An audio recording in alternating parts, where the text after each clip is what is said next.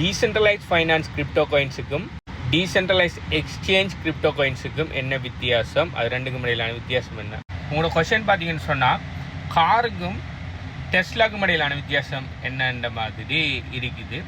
டெஸ்லாங்கிறது காரில் ஒரு வகை, காரில் இருக்கிற ஒரு சப் கேட்டகரி தான் டெஸ்லா. அதே மாதிரி டீசென்ட்ரலைஸ் ஃபைனான்ஸுங்கிற ஒரு பெரிய கேட்டகரியில் இருக்கிற ஒரு சப் கேட்டகரி தான் இந்த டீசென்ட்ரலைஸ் எக்ஸ்சேஞ்ச்.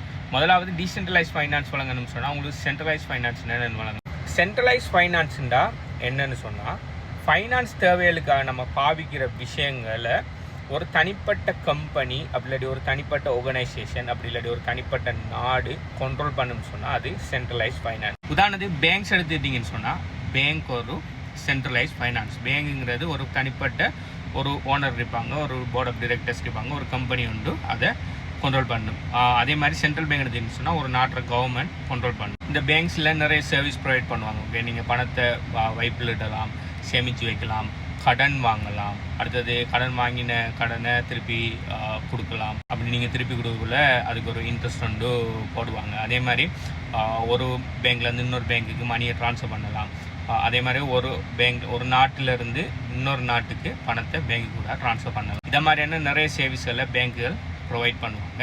ஆனால் இதில் இருக்கிற பிரச்சனைன்னு சொன்னால் இவங்க சென்ட்ரலைஸுங்களை என்ன பிரச்சனைன்னு சொன்னால் ஒரு தனி கண்ட்ரோல் இருக்கும், மெனிப்புலேஷன் இருக்கும். எல்லாராலையும் இப்போ எல்லா பேங்க்லேயும் அக்கௌண்ட் க்ரியேட் பண்ணிட முடியாது. ஹெச்எஸ்பிசின்னு சொல்லி ஒரு பேங்க் ஒன்று நீங்கள் பார்த்துருப்பீங்க. அந்த ஹெச்எஸ்பிசியில் நீங்கள் பேங்க் அக்கௌண்ட் ஒன்று க்ரியேட் பண்ணணும்னு சொன்னால் உங்களுக்குன்னு சொல்லி நீங்கள் ஒரு சர்டன் க்ரைட்டீரியாவை மீட் பண்ணிக்கணும். நீங்கள் ஹை இன்கம் ஏர்னர் ஒரு ஆளாக இருக்கணும். அடுத்தது அப்படி இல்லைன்னு சொன்னால் நீங்கள் உங்கள்ட்ட ஒரு பிஸ்னஸ் ஒன்று இருக்கணும்.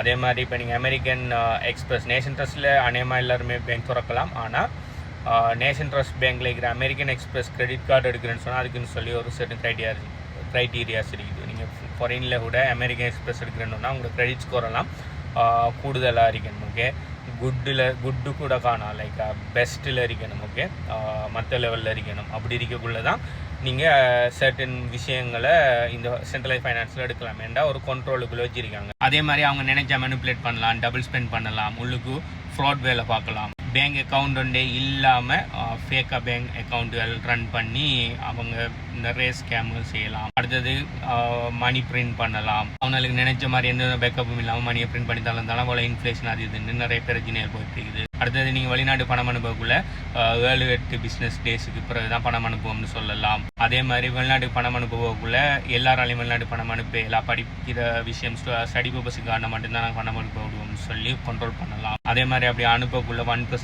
2%ன்னு சொல்லி அனுப்புகிற பணத்திலிருந்து பெர்சன்டேஜில் கமிஷன் பிடிக்கலாம். அப்படி நிறைய கேவலமான வேலைகளை இந்த சென்ட்ரலைஸ் ஃபைனான்ஸில் இவ்வளோ காலமும் செஞ்சிட்டு இருந்தாங்க. ஆனால் எப்போ பிட்காயின் வந்திக்கோ, பிட்காயினுக்கு கூட இந்த பிளாக் செயின் டெக்னாலஜி வந்து அதுக்கு பிறகு அந்த பிளாக் செயின் டெக்னாலஜியிலேருந்து ஸ்மார்ட் கான்ட்ராக்ட்டுங்கிற விஷயமெல்லாம் வரக்குள்ள பார்த்தீங்கன்னு சொன்னால் ஒரு விஷயம் ஒரு தனிப்பட்ட ஒரு ஆள்ற தனிப்பட்ட கம்பெனி இல்லாட்டி தனிப்பட்ட ஒரு ஆர்கனைசேஷன் இல்லை தனிப்பட்ட ஒரு நாட்டுற கையில் இருந்து பறந்து உங்களையும் என்னையுமா இருக்கிற சாதாரண மனிதர்கள கையில் இந்த பவர் வந்திக்கு. மணி டிரான்சாக்ஷனுக்கு cryptocurrency transaction, bitcoin transaction, நீங்கள் பிட்காயின் எங்கேருந்து உலகத்தில் எந்த மூலையில் இருக்கிற யாருக்கு வேணுனாலும் நீங்கள் பிட்காயின் அனுப்பிக்கலாம். இன்ஸ்டண்ட்டாக போகும். மிக மிக சின்ன ஃபீஸில் நீங்கள் $1 மில்லியன் பெறுமதியான பிட்காயின் அனுப்பினாலும் நீங்கள் பே பண்ண போகிறது $1 $5 பெறுமதியான ஃபீஸ் தான். பிட்காயின் அக்கௌண்ட், அதாவது கிரிப்டோ வாலெட் ஒன்றை கிரியேட் பண்ணி அதில் பிட்காயின் ஹோல்ட் பண்ணுறதுக்கு உங்களுக்கு சர்டன் க்ரைட்டீரியாஸை நீங்கள் பூர்த்தி பண்ணியிருக்கேன்னு சொல்லி எந்த அவசியம் இல்லை. உங்கள்ட்ட ஒரு ஸ்மார்ட் ஃபோன் அதில் இன்டர்நெட் கனெக்ஷன் இருக்குன்னு சொன்னால் நீங்கள் பிட்காயினை தாராளமாக ஹோல்ட் பண்ணலாம். நீங்கள் எந்த மாதிரி ஏர்ன் பண்ணணும், நீங்கள் பிஸ்னஸ் பண்ணணும், அப்படி இருக்கணும் எந்த விதமான ரிக்வயர்மெண்ட்டும் இல்லை. அடுத்தது இந்த பிளாக் செயின் நெட்வொர்க் ரன் ஆகுறது ஒரு கம்பெனிகிட்ட இதில் இல்லை. நான் பிளாக் செயினை பற்றி இன்னொரு வீடியோவில் நான் நிறைய காய்ச்சிருக்கேன், தேவன் சொன்னாலுங்க திரும்ப ஒரு கதைக்கிறேன். பிளாக் செயினை பார்த்தீங்கன்னு சொன்னால் இண்டிவிஜுவல் உலகம் பூரா இருக்கிற லட்சக்கணக்கான இண்டிவிஜுவல் மைனஸில் கண்ட்ரோலில் பிளாக் செயின் நெட்வொர்க்கில் இருக்குது. இல்லை பிட்காயின் நெட்வொர்க்காக இருந்தாலும் சரி, வேறு நெட்வொர்க்காக இருந்தாலும் சரி, உலகம் பூரா இருக்க லட்சக்கணக்கான மைனஸ்ட அப்படி இல்லைன்னு சொன்னால் ஸ்டேக்கர்ஸ்ட வேலிடேட்டர்ஸ்ட கண்ட்ரோலில் இந்த நெட்வொர்க் இருக்கிறதால ஒரு தனிப்பட்ட நபரால் ஒரு தனிப்பட்ட ஆர்கனைசேஷனால கவர்மெண்ட்டால் எந்த விதமான மேனிப்புலேஷனுமே செய்ய முடியாது. அதனால தான் பிட்காயின் உருவாகி 16 வருஷமாகுது. இன்னும் பிட்காயினை யாராலையுமே அசைக்க முடியாமல் இருக்குது.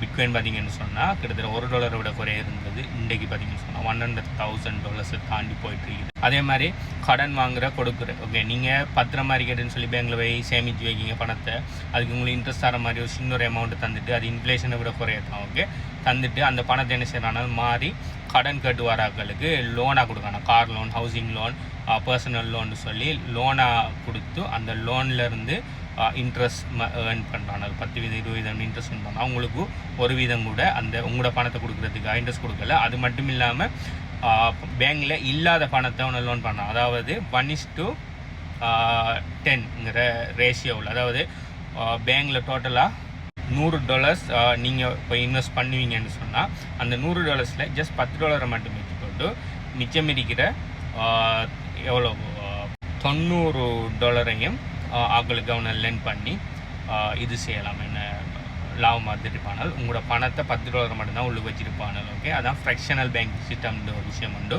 தெரியாட்டு போய் படிச்சுக்கொள்ளுங்க. நீங்கள் நினச்சிட்டீங்க நீங்கள் பேங்கில் வச்சுக்க பணமெல்லாம் பேங்க் இருக்குன்னு சொல்லி நீங்கள் போட்டு உலகம், அதாவது பேங்கில் போட்டுக்கிற எல்லா கஸ்டமரோட ஃபண்டில் ஜஸ்ட் 10% மட்டும்தான் பேங்கிட்ட இருக்கு. மிச்சம் 90% அவனை லெண்ட் அவுட் பண்ணிகிட்டு இருக்காங்க.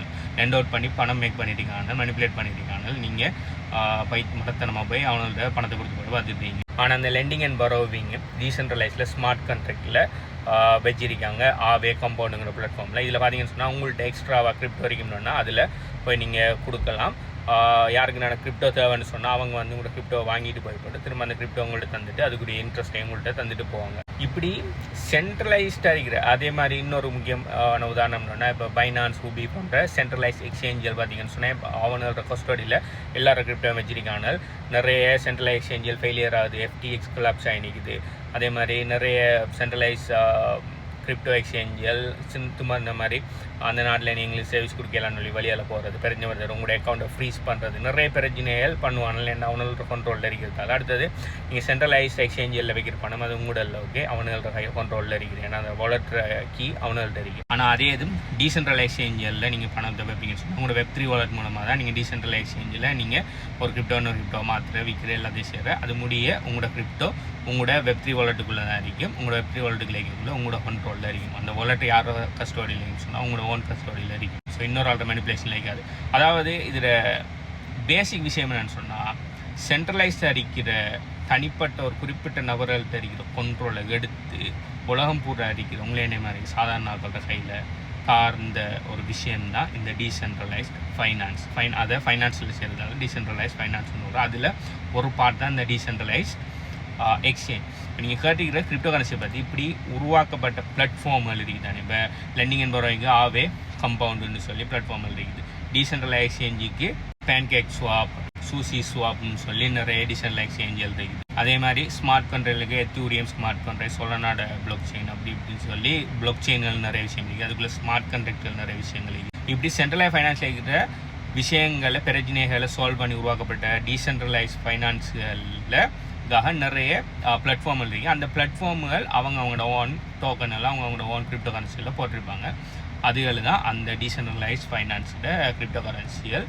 மற்றது சென்ட்ரலைஸ் ஃபைனான்ஸோட கிரிப்டோ கரன்சிகள். இப்போ சென்ட்ரலைஸ் ஃபைனான்ஸில் அநேகமானது பார்த்தீங்கன்னு சொன்னால் கிரிப்டோ இருக்காது. ரெண்டாவது டே டு டே லைஃப்பில் நடக்கிற விஷயங்களாக இருக்குது, நம்ம பார்க்குற பேங்குகள் மாதிரி. ஆனால் சென்ட்ரலைஸ் ஃபைனான்ஸில் கிரிப்டோ பிளாட்ஃபார்ம்லையும் இருக்குது. உதாரணத்துக்கு பைனான்ஸோட காயின் பார்த்தீங்கன்னு சொன்னால் பிஎன்பி காயினுங்கிற சென்ட்ரலைஸ் ஃபைனான்ஸோட ஒரு காயின், ஒரு கிரிப்டோ கரன்சி ஒன்று. அதே இது பேன்கேக் ஸ்வாப்போட காயின் கேக்குன்னு சொல்கிற அந்த கேக்குங்கிற காயின் பார்த்தீங்கன்னு சொன்னால் டீசென்ட்ரலைஸ் ஃபைனான்ஸோட காயின் ஒன்று. ஓகே, ஸோ நீங்கள் கேட்டுக்கிற கொஷன் பார்த்தீங்கன்னு சொன்னால் லைக் ரெண்டையும் கம்பேர் பண்ணலாம். டீசென்ட்ரலைஸ் ஃபைனான்ஸுக்குள்ள இருக்கிற ஒரு கேட்டகரி தான் இந்த டீசென்ட்ரலைஸ் எக்ஸ்சேஞ்ச். இதே மாதிரி cryptocurrency, affiliate marketing, monetise attention, AI agent போன்ற விஷயங்கள் சம்மந்தமான மேலதிக நாலேஜ் எடுக்கணும், சம்மந்தமாக படிக்கணும், சம்மந்தமான ஆக்டிவ் இன்கம், பசிவ் இன்கம் சம்மந்தமான விஷயங்களை தெரிஞ்சுள்ளன்னு சொல்லி நீங்கள் நினைப்பீங்கன்னு சொன்னால் அந்த வீடியோ நீங்கள் பார்த்துட்டு இருக்கிற டைமுக்கு இந்த வீடியோ எத்தனை லைக் இருக்கிறத கீழே கமெண்ட் பண்ணுங்கள். இந்த விஷயம் எல்லாத்தையும் நான் எங்கள் HPU கம்யூனிட்டியில் மேலதி டீட்டெயில்ஸ் எல்லாம் ஷேர் பண்ணியிருக்கிறேன். ஸோ அது எங்கே எடுக்கிறங்கிற மேலே டீட்டெயில்ஸை நான் தரேன். ஸோ அதுக்கு நீங்கள் இந்த வீடியோ பார்த்துட்டீங்கன்னா இந்த வீடியோ எத்தனை லைக் இருக்கிறத கீழே கமெண்ட் பண்ணுங்கள். பை.